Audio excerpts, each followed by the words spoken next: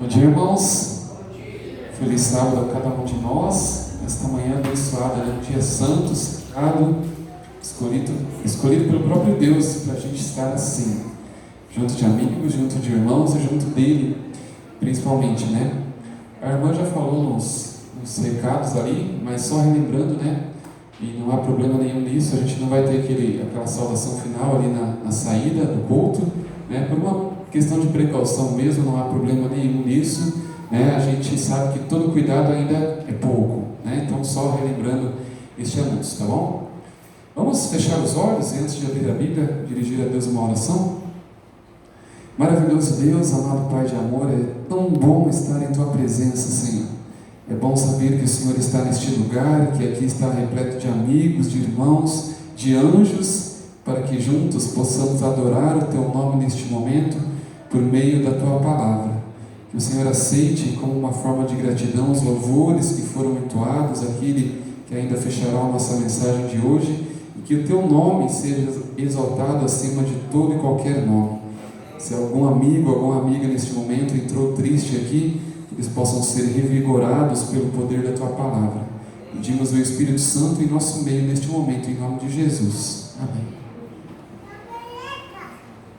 Bom, amigos, a gente sabe que Deus é um Deus que pode todas as coisas. Muito bem.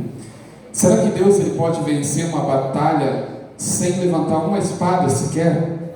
Pode. Ele é o Deus de todas as coisas. Será que Deus ele pode fazer um jovem rapaz derrotar um gigante? Pode. Será que diante de um mar ali tremendo com ondas grandes, no meio da noite ele pode abrir aquele mar? Pode, porque ele é o Deus de todas as coisas. Nós vamos meditar no texto nessa manhã. Eu achei ele fazendo uma meditação, aquela meditação anual que a igreja tem, né? Aquela normal, não é a de mulher, nem a de jovens, é aquela normal. E folheando ela, né, todos os dias eu leio uma pela manhã, e lá no mês de setembro, se não me engano, outubro, eu encontrei uma que me chamou a atenção, que falava assim, ó, os 4 leprosos. E aí, quando eu li aquele título, eu pensei, bom, é alguma mensagem do Novo Testamento, porque o Novo Testamento fala de milagres, fala de leprosos. E aí eu vi a referência bíblica, e foi algo que aconteceu com o povo de Deus, o povo de Israel, e também com 4 leprosos lá no Antigo Testamento. Abra a Bíblia em 2 Reis, o segundo livro de Reis, no capítulo 7.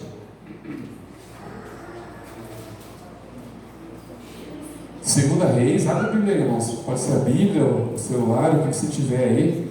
2 Reis, capítulo 7.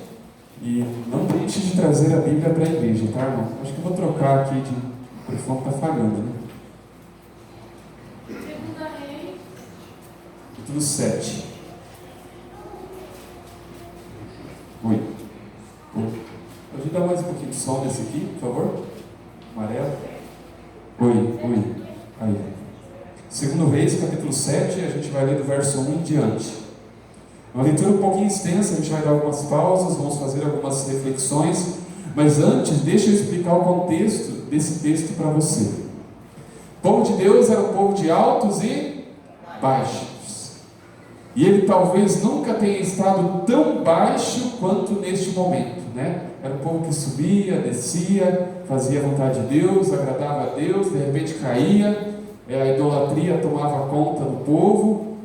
E nesse contexto aqui, eles estão sem comida, os armazéns estão vazios, o texto bíblico vai falar isso para a gente. Os animais já acabaram, já morreram, muitos de fome. E pior do que isso, não tinha comida, não tinha animais. Pode dar um pouquinho mais de som, por favor? Não tinha comida, não tinha animais. E pior, os inimigos estavam ao redor. O povo sírio rodeou ali aquela cidade, o povo de Deus, e eles estavam prestes a atacar. Olha só o contexto em que o povo de Deus se meteu, e isso ensina muitas coisas para a gente. A ausência de Deus em nossa vida nos deixa em perigo. Quando a gente se afasta de Deus, o perigo nos cerca, nos ronda.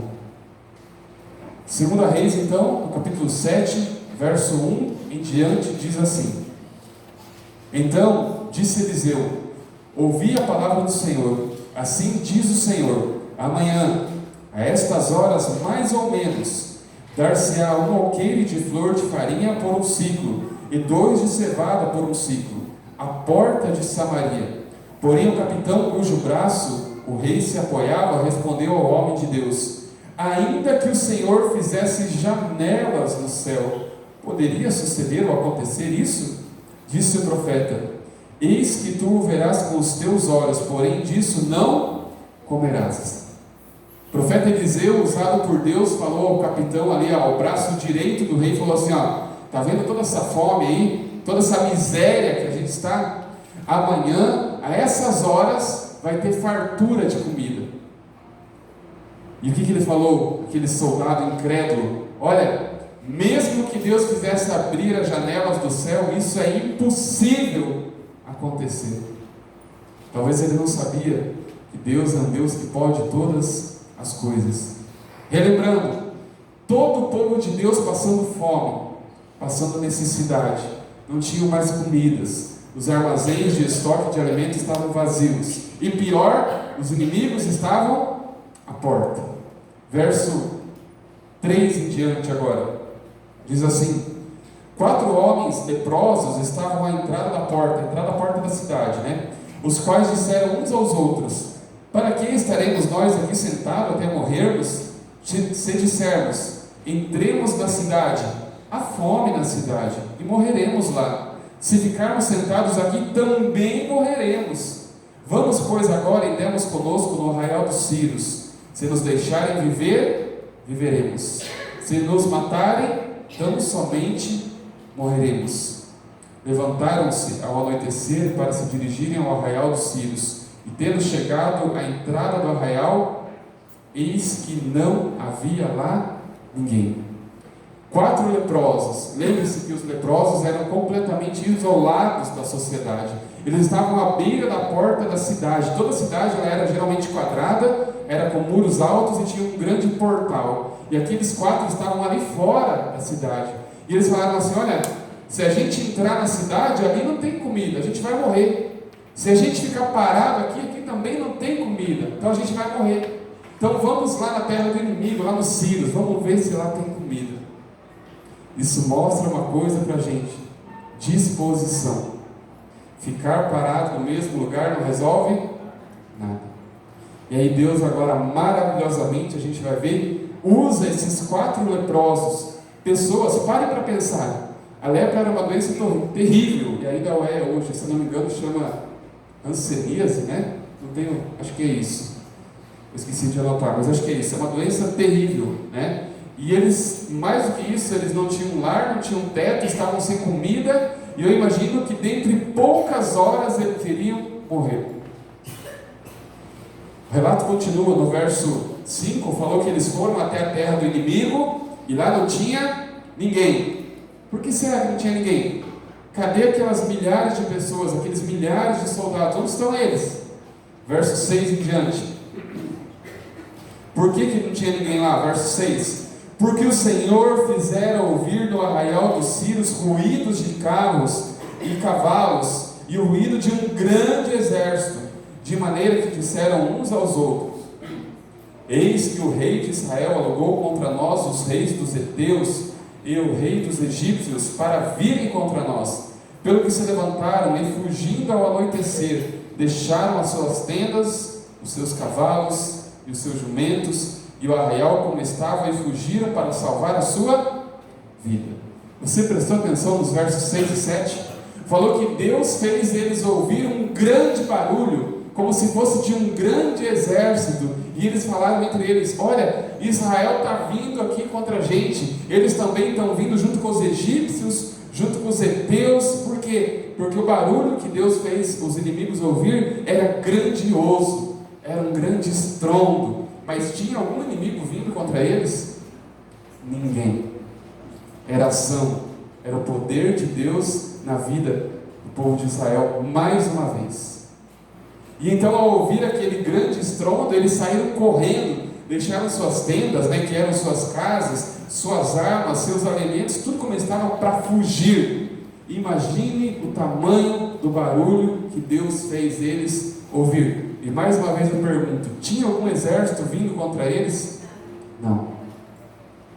O incrível dessa história é que, se a gente ler todo o contexto bíblico ali dos capítulos anteriores de 2 Reis, a gente vai ver que Israel estava ali passando fome. Os inimigos, fala assim, que tomaram toda a cidade ao redor, ou seja, rodearam Israel, e de repente Deus faz os inimigos ouvirem um grande barulho e eles fogem, mas aquele barulho não foi ouvido pelo povo de Israel, que agora era vizinho.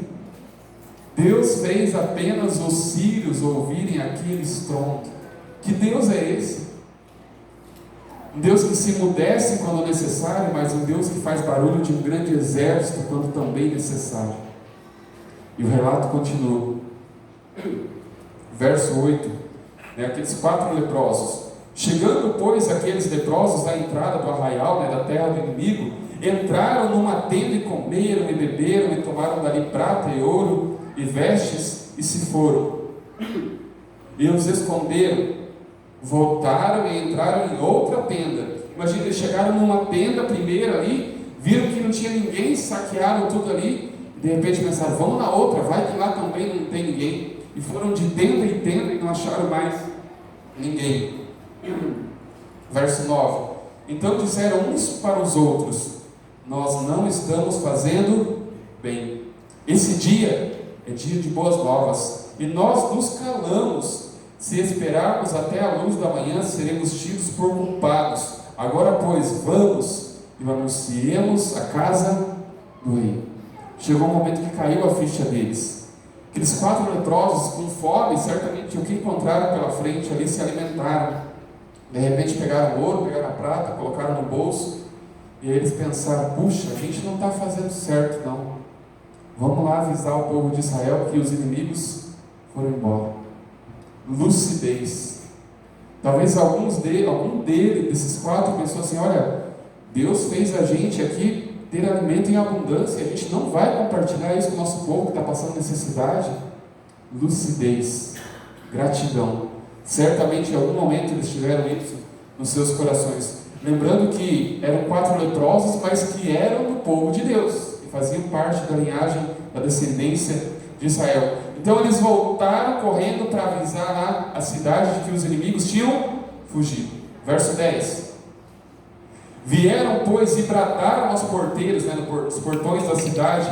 Eles anunciaram, dizendo: fomos até o arraial dos sírios, e eis que lá não havia ninguém, voz de ninguém, mas somente cavalos e jumentos atados, e as tendas como estavam. Então os porteiros gritaram e fizeram anunciar a nova no interior da casa do rei. Levantou-se o rei de noite e disse aos seus servos: agora eu vos direi o que é que os sírios nos fazem. Bem sabem eles que estamos esfaimados, por isso saíram do arraial a esconder-se pelo campo, dizendo: quando saírem da cidade, então os tomaremos vivos e entraremos nela. A bênção era grande demais para o rei acreditar nela. Chegaram os porteiros, os leprosos, contaram para os porteiros. De repente os porteiros foram lá, no meio da noite, bateram na porta do rei e falaram: olha, os sírios não estão mais aí. E o rei falou: não, você não sabe, eles estão fazendo uma armadilha, eles estão aí escondidos. Quando a gente sair da nossa cidade para ir lá, eles nos atacam. Querido, não duvide das bênçãos de Deus. A gente já vai ver mais para frente por que Deus fez isso. Continuação, verso 13, não se perca aí, 2 Reis, capítulo 7, verso 13 agora. Então um dos seus servos do rei, respondeu e disse: tomem-se, pois, 5 dos cavalos que ainda restam na cidade. Imagine uma cidade inteira de Israel, agora só tinha 5 cavalos. Pois toda a multidão de Israel que ficou aqui de resto terá a mesma sorte da multidão dos israelitas que já pereceram. Enviemos homens e vejamos. Algum servo lúcido do rei ali, um pouco mais lúcido, falou assim: olha, senhor, vamos fazer um teste então, vamos pegar 5 cavalos, vamos pegar alguns soldados, vamos sair aqui da cidade, vamos ver realmente se eles vão nos atacar. Alguém teve lucidez mais uma vez. Verso 14: Tomaram, pois, 2 carros com cavalos, e o rei enviou os homens após o exército dos sírios, dizendo: ide e vede. Mais uma lição para a gente. O rei foi junto? O rei deve estar sempre à frente de uma batalha. O rei falou: olha, pega então e vão lá. Mas o rei ficou encolhido no seu palácio. Foram, pois, verso 15, foram após eles até o Jordão, e eis que todo o caminho estava cheio de vestes e de armas, que os sírios, na sua pressa, tinham lançado fora. Voltaram os mensageiros e o anunciaram ao rei. Foram, de repente, o que eles começaram a encontrar pelo caminho? Espadas, vestes, roupas, alguns pedaços de pano, talvez, e viram que aquilo se estendia até ao rio Jordão. Realmente, literalmente, 100% os sírios tinham fugido. Imagina eles pensando: mas por quê? Eles não tinham, o povo de Israel não tinha escutado aquele estrondo, não tinha escutado barulho nenhum, não sabia de nada. Imagina eles pensando: por quê? O que está acontecendo? Os inimigos estavam aqui, agora fugiram. A gente não fez nada para eles, a gente não tem nem armas, nem cavalos, nem comida. Mas o relato continua. Então, agora finalmente sai o povo de Israel, da cidade. Então saiu o povo, verso 16, e saqueou o arraial dos sírios, e assim se vendia, como o profeta tinha falado, um alqueire de flor de farinha por um ciclo, e 2 de cevada por um ciclo, segundo a palavra do Senhor.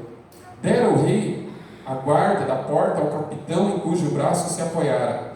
Mas o povo, lembra aquele homem que tinha duvidado de Deus e falou que mesmo que Deus abrisse as janelas do céu, isso não poderia acontecer? Cadê? Perdido. Mas o povo o atropelou na porta, e ele morreu, como falara o homem de Deus o que falou quando o rei descer a ele. Assim se cumpriu o que falara o homem de Deus ao rei: amanhã a estas horas mais ou menos vender-se-ão 2 alqueires de cevada por um ciclo, e 1 de flor de farinha por um ciclo à porta de Samaria. Aquele capitão respondeu ao homem de Deus: ainda que o Senhor fizesse janelas no céu, poderia suceder isso segundo esta palavra? Dissera o profeta: eis que tu o verás com os teus olhos, porém disso não comerás. Assim lhe sucedeu, porque o povo o atropelou na porta e ele morreu. 24 horas depois do que Eliseu tinha predito que iria acontecer, tudo aconteceu. Com a palavra do Senhor havia falado que seria. Queridos, mais uma vez Deus age. Mais uma vez Deus usa as orações de um profeta chamado Eliseu para interceder pelo povo. O povo de Israel estava na penúria porque eles se colocaram na penúria.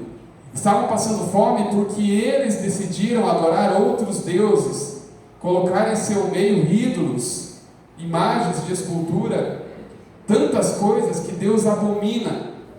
Só que se a gente ler os capítulos anteriores, ali para trás, de 2 Reis, a gente vai ver o profeta Eliseu intercedendo fervorosamente pelo povo, pedindo perdão pelos pecados que o povo fazia. E a gente vê todos os outros profetas orando. A gente acabou de estudar hoje na lição de Daniel, a oração de Daniel, mais uma vez.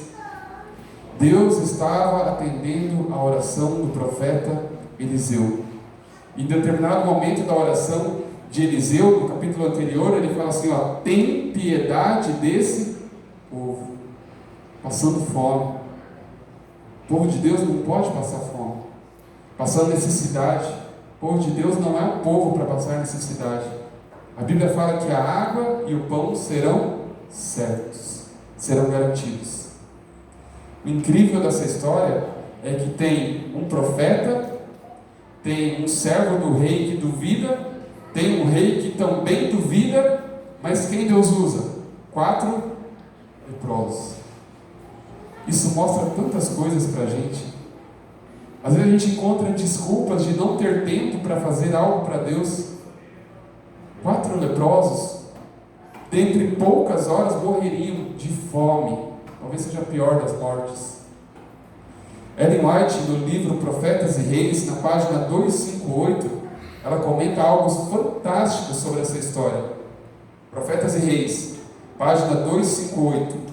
Os exércitos sírios cercaram Samaria, sitiando-a por todos os lados. Olha o que ela fala aqui, ó. Nunca Israel havia sido levado a uma situação de tão grande apertura como durante esse cerco. Foi o auge de Israel no sentido de declínio. Nunca tinham passado tanta necessidade. Os pecados dos pais estavam sem dúvida sendo visitados sobre os filhos, e os filhos dos filhos, os netos. Os horrores de prolongada fome estavam impelindo o rei de Israel a medidas de desespero. Quando Eliseu predisse livramento para o dia seguinte, quando o dia estava para amanhecer, o Senhor fizera ouvir no arraial dos Círios ruído de carros e ruído de cavalos, como o ruído de um grande exército. E eles, possuídos de temor, se levantaram e fugiram no crepúsculo, deixando as suas tendas, deixando os seus cavalos, deixando os seus jumentos, deixando o arraial como estava, com ricas reservas de alimento. Fugiram. Por quê? Porque a voz de Deus se fez ouvir por meio de um grande estrondo.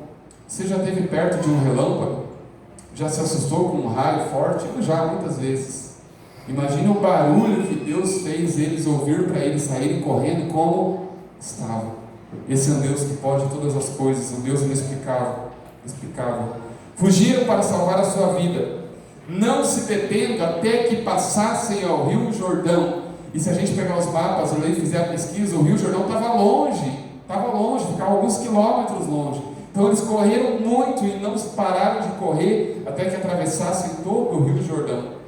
Durante a noite da fuga, 4 leprosos junto à porta da cidade, desesperados pela fome e à beira da morte. Desesperados pela fome, à beira da morte, tomaram o propósito de ir ao acampamento dos sírios. Imaginem, para pensar comigo, irmãos. Eles estavam desesperados, talvez dias, semanas sem comer, e a única solução para eles foi ver se tinha comida no território inimigo. Se eles chegassem lá, alguém visse que eles eram leprosos, que eles eram do povo de Israel, iriam matar eles na hora.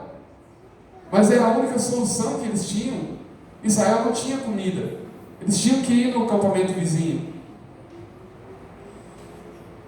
Entregando-se à misericórdia dos sitiantes, na esperança de aí despertar simpatia e conseguir alimento. Qual não foi seu espanto quando penetraram no acampamento e viram que lá não havia absolutamente ninguém, sem nada que os molestasse ou impedisse. Entraram numa tenda e comeram e beberam e tomaram dali prata e ouro e vestidos e foram e os esconderam. Então voltaram e entraram em outra tenda e dali também tomaram alguma coisa e os se esconderam. Então disseram uns para os outros: não fazemos nós bem. Este dia é dia de boas novas e nós nos calamos. Quão boas novas eu e você conhecemos do Evangelho? Nós sabemos que Jesus vai voltar? Sabemos ou não sabemos? Porque muitas vezes não falamos isso para as pessoas. E não apenas dizer literalmente Jesus está voltando, mas dizer com nossas ações, irmãos, com o nosso testemunho, com nossa vida, em todas as circunstâncias que envolvem o nosso dia a dia, nós podemos pregar sobre a volta de Jesus. Do ponto de vista humano, ela continua falando no capítulo seguinte, do ponto de vista humano, a perspectiva para a regeneração espiritual da nação era destituída de esperança, como é hoje para os servos de Deus que estão trabalhando nos lugares escuros da terra. Parece impossível, mas não é. É isso que ela está falando. Quando ela fala que o povo de Deus estava destituído de esperança, ela fala que eles não viam salvação, que eles não viam como sair daquela situação. Se ela, aqui falando da igreja de Deus, mas a igreja de Cristo é o instrumento de Deus para a proclamação da verdade. É, por Ele, dotada de poder para fazer um trabalho especial, se for leal a Deus. Olha a condição: se formos leais a Deus, obediente a seus mandamentos, com ela Deus habitará a sua excelência do poder divino. Se for fiel ao dever de obediência, não há poder que possa permanecer contra a igreja de Deus. As forças do inimigo não serão mais capazes de suplantá-la. Está diante da igreja a aurora de um dia glorioso e brilhante. Se, mais uma vez aparece o se é uma condição, se ela se revestir do manto da justiça de Cristo. Deus conclama seus fiéis que nele creem, para que inspirem coragem aos que estão sem crença e sem esperança. Voltai para o Senhor, prisioneiros de esperança. Buscai de Deus, do Deus vivo, do Deus que pode todas as coisas, força, mostrai fé humilde e não vacilante em seu poder e disposição para salvar. E ela encerra dizendo: quando em fé nós nos apoderamos de sua força, Ele mudará maravilhosamente, mudará as perspectivas mais desesperadas e desanimadoras da vida humana, e isto Ele fará para a glória do seu nome. Queridos, quando Deus faz algo por nós, Ele não faz porque somos bonzinhos ou merecemos. Ele faz algo por causa da glória do seu nome, porque Ele é bom. A Bíblia fala que Ele venceu o mundo, não nós. Não fala que nós vencemos o mundo, fala que Ele venceu o mundo. Tem um verso que eu quero que vocês abram em 1 Crônicas, um pouquinho bem perto ali de 2 Reis, um pouquinho para frente.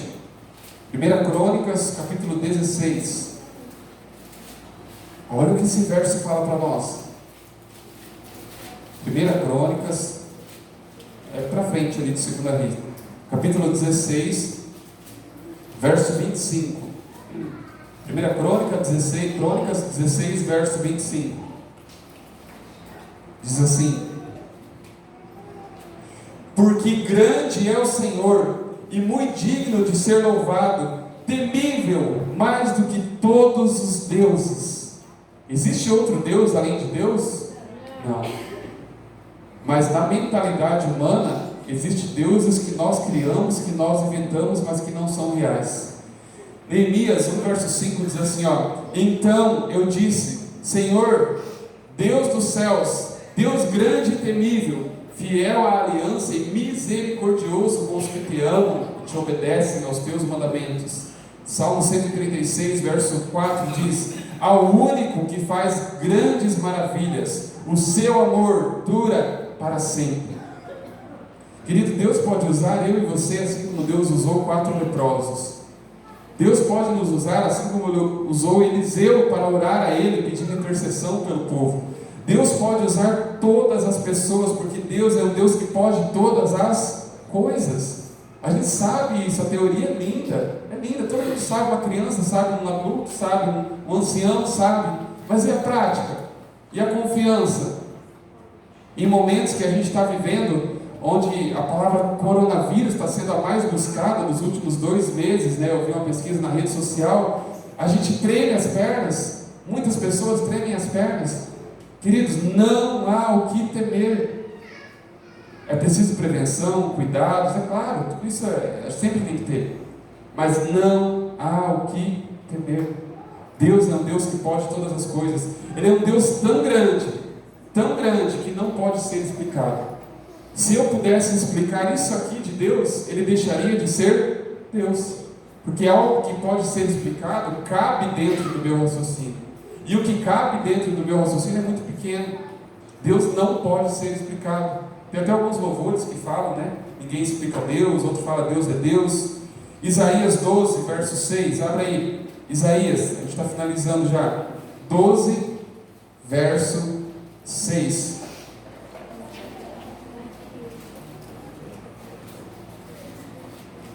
Isaías 12, verso 6.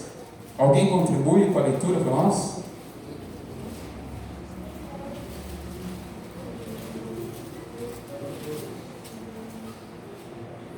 Pode.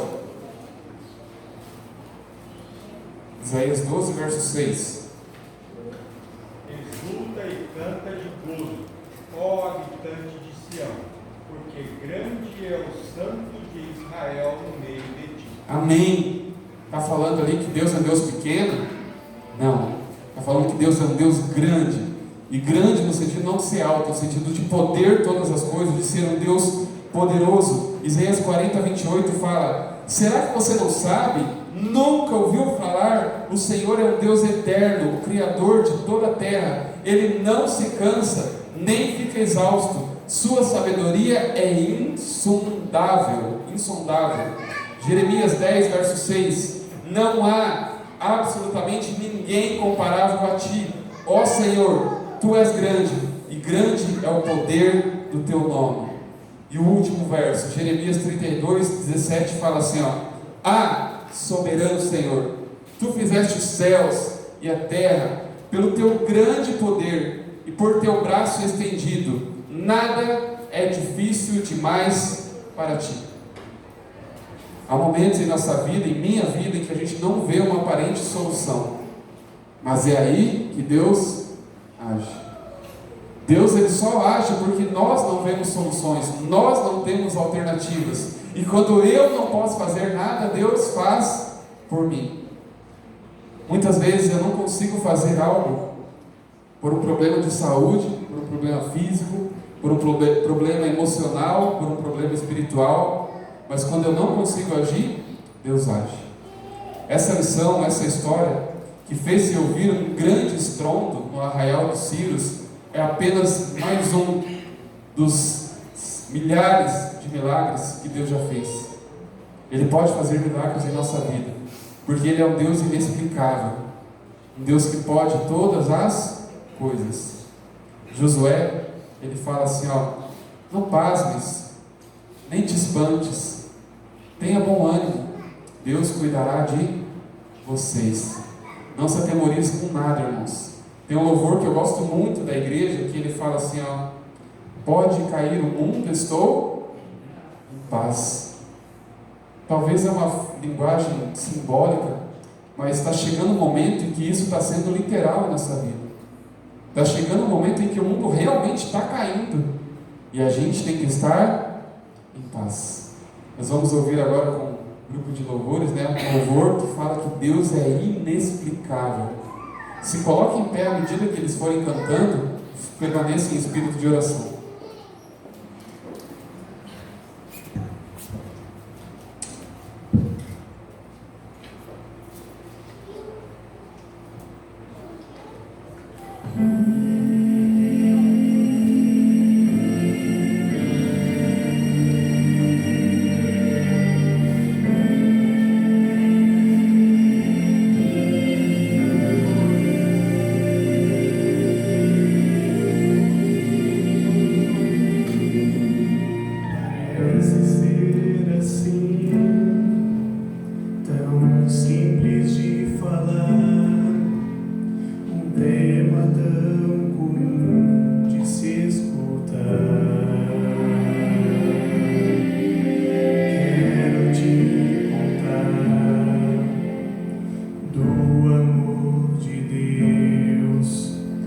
Mas não sei